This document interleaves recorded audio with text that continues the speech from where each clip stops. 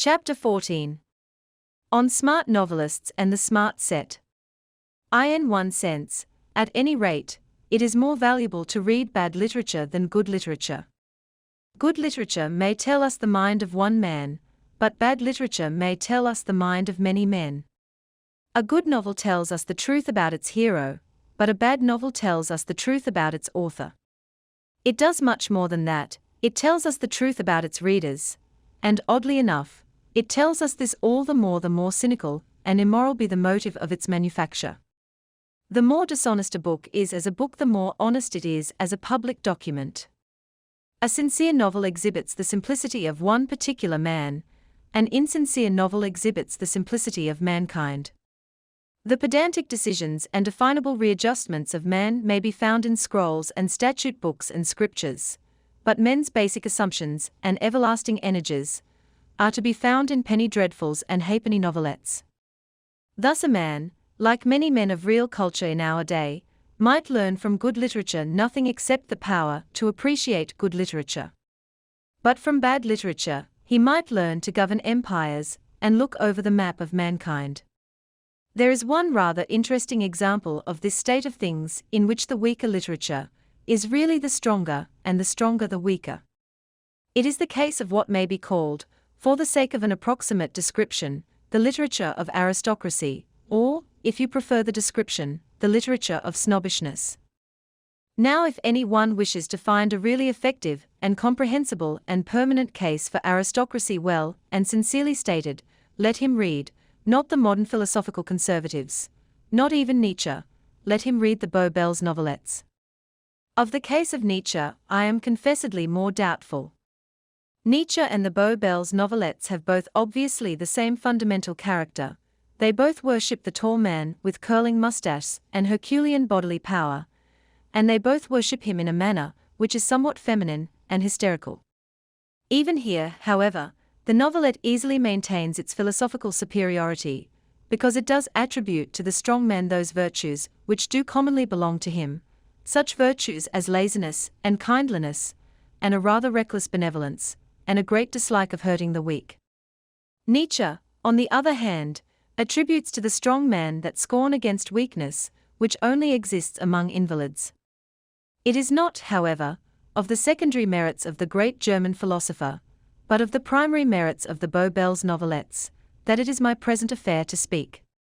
The picture of aristocracy in the popular sentimental novelette seems to me very satisfactory, as a permanent political and philosophical guide.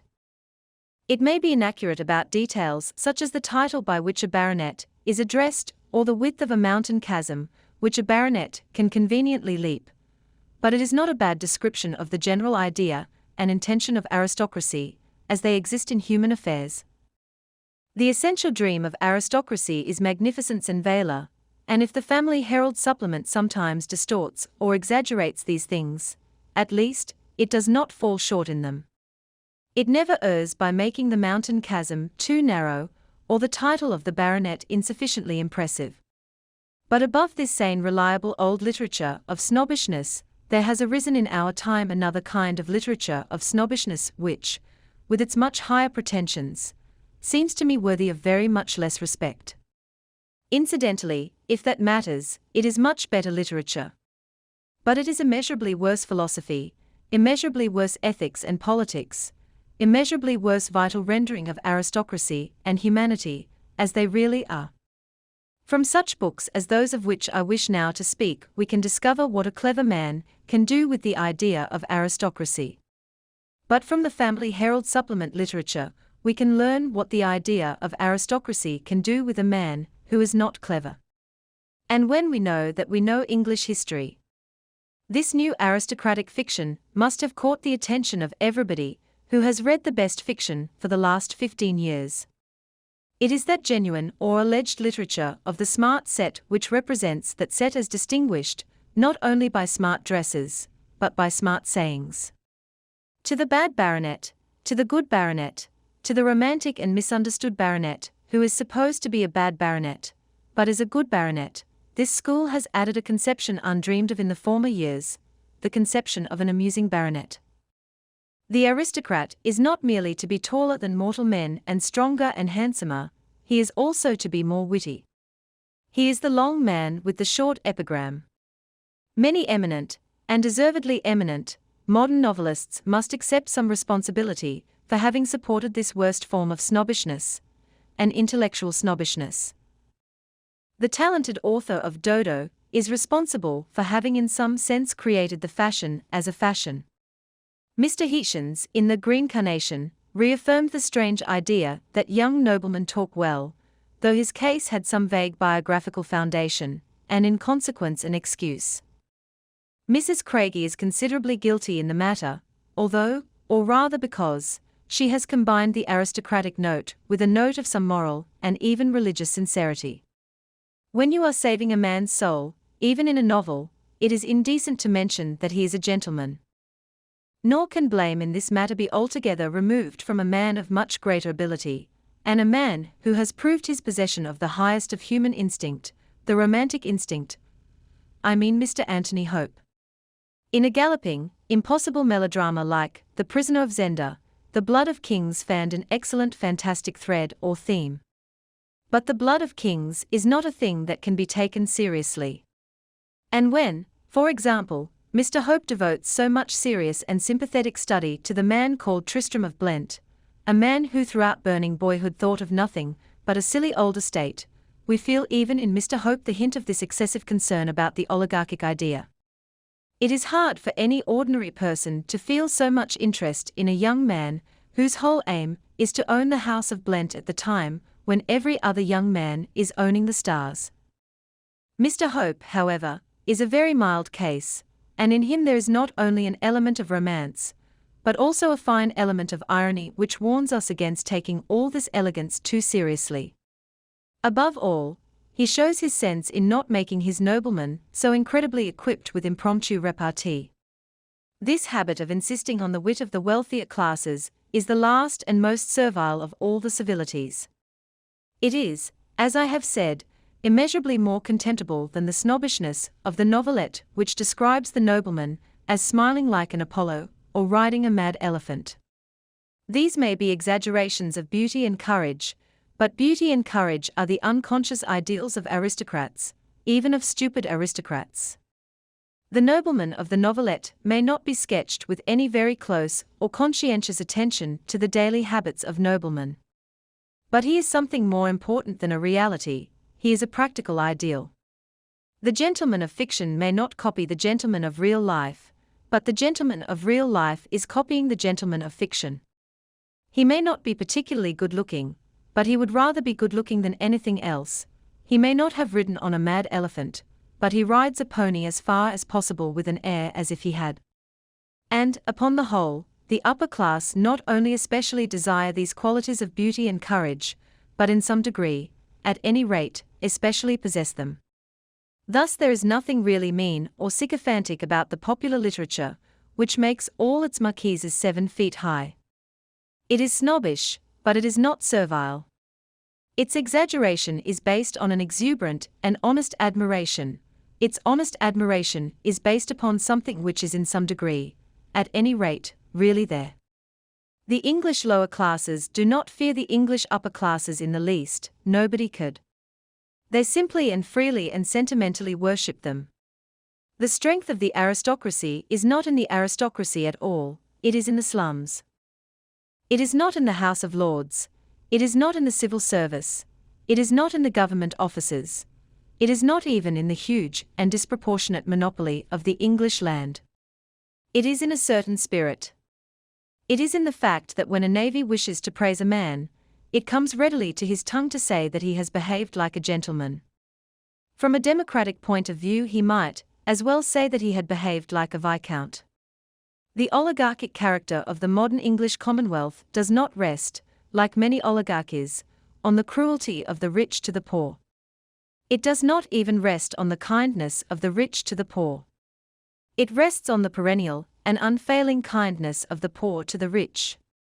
The snobbishness of bad literature, then, is not servile, but the snobbishness of good literature is servile. The old-fashioned halfpenny romance where the duchesses sparkled with diamonds was not servile, but the new romance, where they sparkle with epigrams, is servile.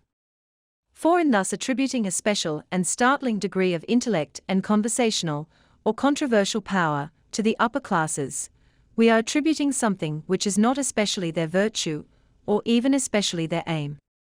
We are, in the words of Disraeli, who, being a genius and not a gentleman, has perhaps primarily to answer for the introduction of this method of flattering the gentry, we are performing the essential function of flattery, which is flattering the people for the qualities they have not got.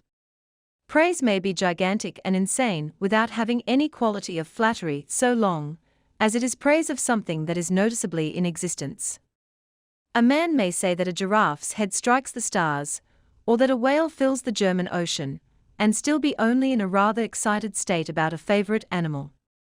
But when he begins to congratulate the giraffe on his feathers, and the whale on the elegance of his legs, we find ourselves confronted with that social element which we call flattery. The middle and lower orders of London can sincerely, though not perhaps safely, admire the health and grace of the English aristocracy. And this for the very simple reason that the aristocrats are, upon the whole, more healthy and graceful than the poor. But they cannot honestly admire the wit of the aristocrats. And this for the simple reason that the aristocrats are not more witty than the poor, but a very great deal less so. A man does not hear, as in the smart novels, these gems of verbal felicity dropped between diplomatists at dinner. Where he really does hear them is between two omnibus conductors in a block in Holborn. The witty peer whose impromptus fill the books of Mrs. Craigie or Miss Fowler would, as a matter of fact, be torn to shreds in the art of conversation by the first bootblack he had the misfortune to fall foul of. The poor are merely sentimental, and very excusably sentimental, if they praise the gentleman for having a ready hand and ready money. But they are strictly slaves and sycophants if they praise him for having a ready tongue. For that they have far more themselves. The element of oligarchical sentiment in these novels, however, has, I think, another and subtler aspect, an aspect more difficult to understand and more worth understanding. The modern gentleman, particularly the modern English gentleman, has become so central and important in these books, and through them in the whole of our current literature, and our current mode of thought, that certain qualities of his, whether original or recent, essential or accidental, have altered the quality of our English comedy. In particular, that stoical ideal, absurdly supposed to be the English ideal, has stiffened and chilled us. It is not the English ideal, but it is to some extent the aristocratic ideal, or it may be only the ideal of aristocracy in its autumn or decay. The gentleman is a stoic because he is a sort of savage, because he is filled with a great elemental fear that some stranger will speak to him. That is why a third-class carriage is a community, while a first-class carriage is a place of wild hermits. But this matter, which is difficult, I may be permitted to approach in a more circuitous way. The haunting element of ineffectualness, which runs through so much of the witty and epigrammatic fiction fashionable during the last 8 or 10 years, which runs through such works of a real though varying ingenuity as Dodo, or concerning Isabel Carnaby, or even Some Emotions and a Moral, may be expressed in various ways, but to most of us I think it will ultimately amount to the same thing. This new frivolity is inadequate, because there is in it no strong sense of an unuttered joy. The men and women who exchange the repartees may not only be hating each other, but hating even themselves. Any one of them might be bankrupt that day, or sentenced to be shot the next. They are joking, not because they are merry, but because they are not. Out of the emptiness of the heart the mouth speaketh. Even when they talk pure nonsense, it is a careful nonsense, a nonsense of which they are economical, or, to use the perfect expression of Mr. W. S. Gilbert in Patience, it is such precious nonsense. Even when they become light-headed, they do not become light-hearted. All those who have read anything of the rationalism of the moderns know that their reason is a sad thing. But even their unreason is sad. The causes of this incapacity are also not very difficult to indicate. The chief of all, of course, is that miserable fear of being sentimental, which is the meanest of all the modern terrors, meaner even than the terror which produces hygiene. Everywhere the robust and uproarious humor has come from the men who were capable not merely of sentimentalism, but a very silly sentimentalism. There has been no humor so robust or uproarious as that of the sentimentalist Steele, or the sentimentalist Sterne, or the sentimentalist Dickens. These creatures who wept like women were the creatures who laughed like men. It is true that the humor of Micawber is good literature, and that the pathos of Little Nell is bad. But the kind of man who had the courage to write so badly in the one case is the kind of man who would have the courage to write so well in the other. The same unconsciousness, the same violent innocence, the same gigantesque scale of action which brought the Napoleon of comedy his Jena brought him also his Moscow. And herein is especially shown the frigid and feeble limitations of our modern wits. They make violent efforts, they make heroic and almost pathetic efforts, but they cannot really write badly. There are moments when we almost think that they are achieving the effect, but our hope shrivels to nothing the moment we compare their little failures with the enormous imbecilities of Byron or Shakespeare. For a hearty laugh it is necessary to have touched the heart. I do not know why touching the heart should always be connected only with the idea of touching it to compassion or a sense of distress. The heart can be touched to joy and triumph, the heart can be touched to amusement. But all our comedians are tragic comedians. These later fashionable writers are so pessimistic in bone and marrow that they never seem able to imagine the heart having any concern with mirth. When they speak of the heart, they always mean the pangs and disappointments of the emotional life. When they say that a man's heart is in the right place, they mean, apparently, that it is in his boots. Our ethical societies understand fellowship, but they do not understand good fellowship. Similarly, our wits understand talk, but not what Dr. Johnson called a good talk. In order to have, like Dr. Johnson, a good talk, it is emphatically necessary to be, like Dr. Johnson, a good man, to have friendship and honor and an abysmal tenderness. Above all, it is necessary to be openly and indecently humane, to confess with fullness all the primary pities and fears of Adam. Johnson was a clear-headed humorous man, and therefore he did not mind talking seriously about religion. Johnson was a brave man, one of the bravest that ever walked, and therefore he did not mind avowing to any one his consuming fear of death. The idea that there is something English in the repression of one's feelings is one of those ideas which no Englishman ever heard of until England began to be governed exclusively by Scotchmen, Americans, and Jews. At the best, the idea is a generalization from the Duke of Wellington, who was an Irishman. At the worst, it is a part of that silly Teutonism which knows as little about England as it does about anthropology, but which is always talking about Vikings. As a matter of fact, the Vikings did not repress their feelings in the least. They cried like babies and kissed each other like girls. In short, they acted in that respect like Achilles and all strong heroes, the children of the gods.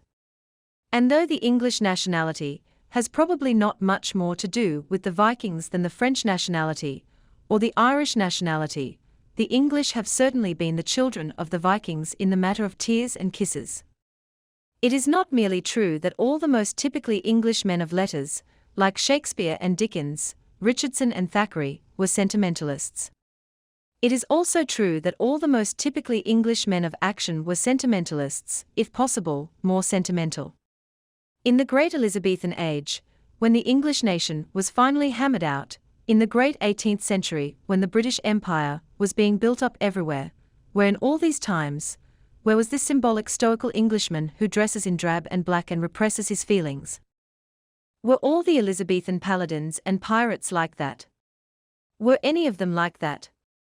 Was Grenville concealing his emotions when he broke wine glasses to pieces with his teeth and bit them till the blood poured down? Was Essex restraining his excitement when he threw his hat into the sea?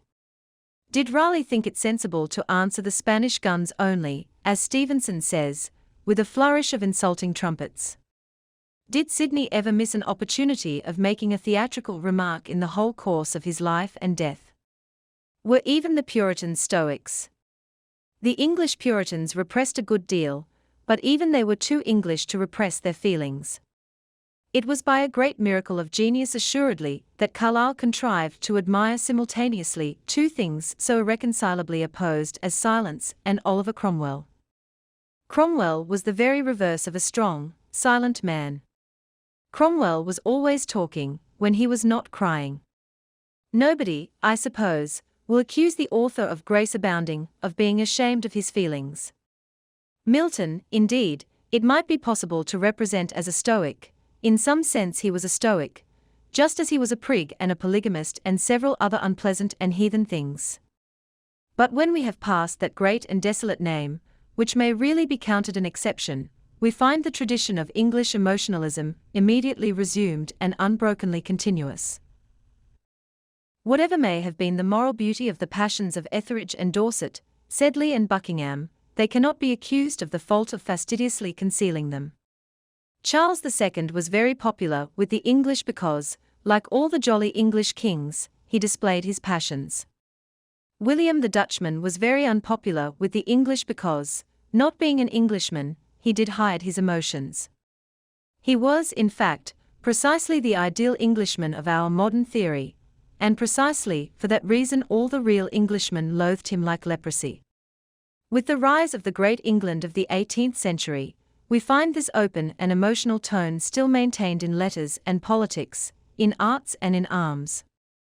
Perhaps the only quality which was possessed in common by the great Fielding and the great Richardson was that neither of them hid their feelings. Swift, indeed, was hard and logical because Swift was Irish. And when we pass to the soldiers and the rulers, the patriots and the empire builders of the 18th century, we find, as I have said, that they were, if possible, more romantic than the romancers, more poetical than the poets. Chatham, who showed the world all his strength, showed the House of Commons all his weakness. Wolfe walked about the room with a drawn sword calling himself Caesar and Hannibal, and went to death with poetry in his mouth. Clive was a man of the same type as Cromwell or Bunyan, or, for the matter of that, Johnson, that is, he was a strong, sensible man with a kind of running spring of hysteria and melancholy in him. Like Johnson, he was all the more healthy because he was morbid. The tales of all the admirals and adventurers of that England are full of braggadocio, of sentimentality, of splendid affectation. But it is scarcely necessary to multiply examples of the essentially romantic Englishman when one example towers above them all. Mr. Rudyard Kipling has said complacently of the English, "We do not fall on the neck and kiss when we come together." It is true that this ancient and universal custom has vanished with the modern weakening of England. Sidney would have thought nothing of kissing Spencer. But I willingly concede that Mr. Broderick would not be likely to kiss Mr. Arnold Foster, if that be any proof of the increased manliness and military greatness of England.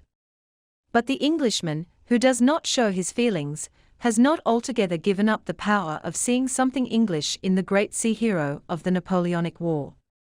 You cannot break the legend of Nelson. And across the sunset of that glory is written in flaming letters forever the great English sentiment, "Kiss me, Hardy."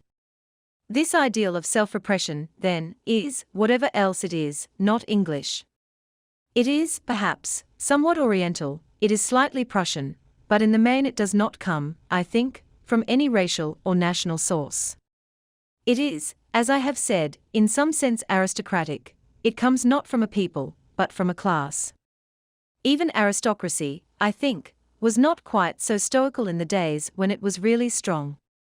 But whether this unemotional ideal be the genuine tradition of the gentleman, or only one of the inventions of the modern gentleman, who may be called the decayed gentleman, it certainly has something to do with the unemotional quality in these society novels.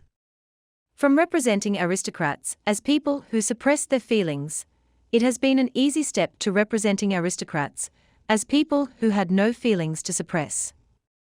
Thus the modern oligarchist has made a virtue for the oligarchy of the hardness, as well as the brightness of the diamond.